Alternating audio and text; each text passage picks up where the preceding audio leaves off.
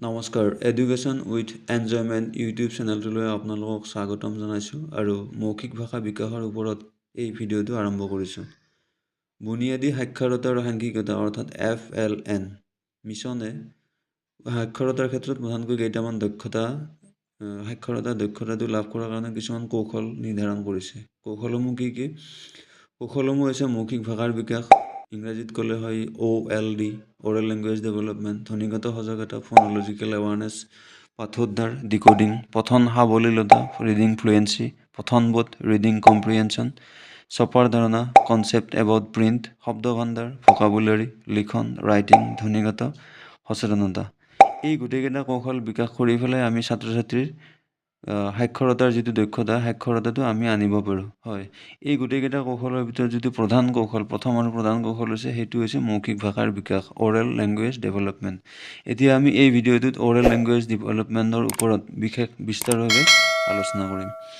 ইতিমধ্যে নামটোৰ পৰা আমি বহুখিনি কথা অনুমান কৰিব পাৰোঁ, যেনে মৌখিক ভাষাৰ বিকাশ। মৌখিক ভাষাৰ বিকাশ মানে হ'ল মৌখিক অৰ্থাৎ মুখে ভাষা মানে হৈছে আমাৰ মনৰ ভাৱ, ধাৰণা, পূৰ্ব জ্ঞান আদি প্ৰকাশ কৰিবলৈ যিটো শব্দৰ ব্যৱহাৰ, আৰু বিকাশ উত্তৰণ অৰ্থাৎ বৃদ্ধি, অৰ্থাৎ আমি আমাৰ পূৰ্ব জ্ঞান বা আমাৰ অনুমান ধাৰণা আদি মুখেৰে প্ৰকাশ কৰিবলৈ যিবিলাক শব্দ ব্যৱহাৰ কৰোঁ তাৰ যিটো বিকাশ সেইটো হৈছে মৌখিক ভাষাৰ বিকাশ, অৰেল লেংগুৱেজ ডেভেলপমেণ্ট।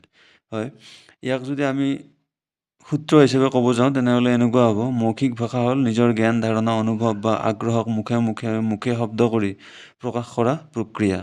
আৰু আন ধৰণে চাব গ'লে মৌখিক ভাষাৰ বিকাশ হ'ল কথন আৰু শ্ৰৱণৰ বাবে প্ৰয়োজন হোৱা জ্ঞান আৰু কৌশলৰ বিকাশ।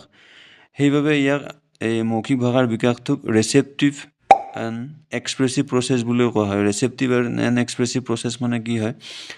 আপুনি শ্ৰেণীকোঠাৰ মাধ্যমত ছাত্ৰ ছাত্ৰীক কিবা এটা প্ৰশ্ন কৰিলে ছাত্ৰজনে প্ৰশ্নটো বুজি পেলাই প্ৰশ্নটোৰ উত্তৰত যিখিনি কথা ক'ব লাগে, যিটো শব্দ প্ৰকাশ কৰিব লাগে, সেইখিনি প্ৰকাশ কৰাৰ কাৰণে যিটো শব্দ ভাণ্ডাৰ, ব্যৱহাৰ কৰা যিটো জ্ঞান, সেইটো হৈছে মৌখিক ভাষাৰ বিকাশ। এতিয়া মৌখিক ভাষাৰ বিকাশৰ প্ৰধান 6টা উপাদান আছে। উপাদান 6টা কি? উপাদান 6টা হৈছে আপোনাৰ ধ্বনি বিজ্ঞান, কথোপকথন, ব্যাকৰণ, ৰূপ বিজ্ঞান, শব্দ ভাণ্ডাৰ আৰু প্ৰায়োগিকতা। ইয়াৰে ধ্বনি বিজ্ঞানটো হৈছে এটা ভাষাৰ যিটো শব্দ উচ্চাৰণ কৰা যিটো ফোন'লজিকেল বুলি কয়, যিটো আমি আখৰ এটা উচ্চাৰণ কৰোঁ, সেইটো হৈছে ধ্বনি বিজ্ঞান। ফনেটিক্স বুলিও কয় ধ্বনি বিজ্ঞান সেইটো। আৰু কথোপকথন মানে হৈছে লগৰ বন্ধু বান্ধৱীৰ লগত কথা পতাটো। ব্যাকৰণ, ভাষা এটা কোৱাৰ ক্ষেত্ৰত সদায় ব্যাকৰণৰ প্ৰয়োজন আছে। ৰূপ বিজ্ঞান, ভাষা এটাক আমি কিমান সুন্দৰভাৱে প্ৰকাশ কৰিব পাৰিছোঁ। শব্দ ভাণ্ডাৰ, ভাষাটো কোৱাৰ কাৰণে প্ৰয়োজন হোৱা যিবিলাক শব্দ। আৰু প্ৰায়োগিকতা, এই ভাষাটোত ক'ত কেনেকৈ ব্যৱহাৰ কৰিব লাগে, এই গোটেইকেইটা হৈছে মৌখিক ভাষা বিকাশৰ প্ৰধান উপাদান। হয়, এতিয়া আমি আহোঁ যে মৌখিক ভাষা বিকাশৰ ক্ষেত্ৰত অলৰেডি স্কুললৈকে অহা পৰিৱেশত ধৰক আপোনাৰ ল'ৰাটো বা ছোৱালীটো বা ছাত্ৰ ছাত্ৰীজনে ইতিমধ্যে ঘৰত কিছু ক্ষেত্ৰত ভাষাৰ বিকাশ হৈ আহে। প্ৰথমতে শিশু এটাই কলকলাবলৈ লয়, তাৰপিছত মা দেউতা ক'বলৈ লাহে তাৰ কথা পাতিবলৈ লয়। এনেদৰে ঘৰুৱা পৰিৱেশত ভাষাৰ বিকাশ হৈ আহে। তেনে ক্ষেত্ৰত আকৌ স্কুলত মৌখিক বিকাশৰ প্ৰয়োজনীয়তা ক'ত, গুৰুত্বটো ক'ত?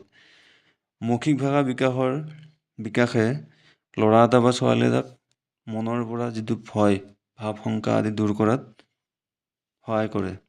তাৰোপৰি মৌখিক ভাষাৰ বিকাশৰ প্ৰয়োজন এইকাৰণেই আছে যে স্কুলৰ পৰিৱেশত যেতিয়া আমি ল'ৰাটো বা ছাত্ৰ ছাত্ৰীজন আহে, তেতিয়া তাক স্কুলৰ পৰিৱেশৰ জৰিয়তে আনুষ্ঠানিক শিক্ষাৰ মাজলৈ নিয়া হয় আৰু লগতে তাক ভৱিষ্যত জীৱনৰ শিক্ষাৰ বাবে প্ৰস্তুত কৰি তোলা হয়। তেনে ক্ষেত্ৰতে মৌখিক ভাষাৰ বিকাশৰ অতি প্ৰয়োজন আছে। তাৰোপৰি মৌখিক ভাষাৰ বিকাশে স্কুলৰ পৰিৱেশটো, শিশু যেতিয়া স্কুললৈকে আহে তেতিয়া স্কুলৰ যিটো পৰিৱেশ সেইটো সম্পূৰ্ণ নতুন থাকে। নতুন পৰিৱেশ এটাত শিশু এটাই যাতে ভয় নাখায়, শংকাবোধ নকৰে, তাৰ বাবে স্কুলৰ পৰিৱেশত মৌখিক ভাষাৰ বিকাশে স্কুলৰ পৰিৱেশত থাকি স্কুলৰ লগত এটা বন্ধুত্বমূলক পৰিৱেশ গঢ়ি তোলাৰ ক্ষেত্ৰত মৌখিক ভাষা বিকাশে যুক্তি বিশ্লেষণ কৰাৰ সামৰ্থ্য আদি বৃদ্ধিত সহায় কৰে। এতিয়া কথাটো হৈছে আমি ইমানখিনিলৈ ঠিকেই বুজিলোঁ। এতিয়া শিক্ষকজনে স্কুলৰ পৰিৱেশত বা শ্ৰেণীকোঠাৰ মাধ্যমত এই ছাত্ৰ ছাত্ৰীৰ মৌখিক ভাষাৰ বিকাশটো কেনেদৰে কৰিব? শিক্ষকজনে ছাত্ৰ ছাত্ৰীৰ মৌখিক ভাষা বিকাশৰ কাৰণে কিছুমান সঁজুলি ব্যৱহাৰ কৰিব পাৰে, যেনে ছবি আপুনি বিভিন্ন ধৰণৰ জীৱ জন্তুৰ ছবি, ফুলৰ ছবি, বিভিন্ন ধৰণৰ ছবি সংগ্ৰহ কৰি লৈ সেই ছবিবিলাক দেখাই মৌখিক ভাষাৰ বিকাশ কৰিব পাৰে। চাৰ্টৰ জৰিয়তে আপুনি মৌখিক ভাষাৰ বিকাশ কৰিব পাৰে। সাধু কথা কৈ পেলাই যে তোমালোকক মই এটা সাধু ক'ম, তোমালোকে শুনি যাব, তাৰপিছত সাধুটোৰ মাজত কিছুমান আপুনি শব্দ ব্যৱহাৰ কৰিব, শব্দবোৰত এক্সপ্ৰেশ্যন দিব।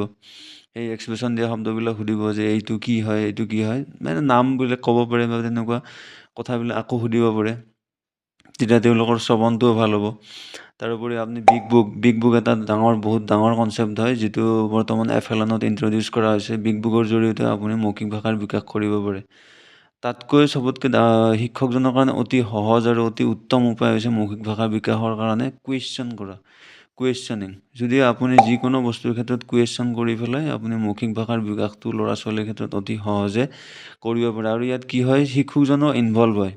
গতিকে এক্টিভ পাৰ্টিচিপেশ্যন হোৱাৰ কাৰণে এই কুৱেশ্যনিং কৰাটোৰ মৌখিক ভাষাৰ বিকাশৰ ক্ষেত্ৰত এটা প্ৰধান উপাদান হিচাপে ব্যৱহাৰ কৰিব পাৰে। আপুনি কেনেকৈ প্ৰশ্ন কৰিব যে বজাৰলৈ গ'লে তোমালোকে কি দেখা পোৱা, বা মন্দিৰ বা মছজিদলৈ গ'লে তোমালোকে কি দেখা পোৱা। এতিয়া তুমি যে স্কুলত আহিছা, স্কুলত আহোঁতে ৰাস্তাত কাক লগ পাইছা, স্কুলৰ পৰা আহোঁতে তোমাৰ বেগত বা তোমাৰ লগত কি বস্তু আছে, তুমি কি খাই ভাল পোৱা, তুমি ঘৰত পৰা আহোঁতে ঘৰত কাক থৈ আহিছা ইত্যাদি। এনেকুৱা বিভিন্ন ধৰণৰ প্ৰশ্নৰ কৰিবলৈ সক্ষম হ'ব।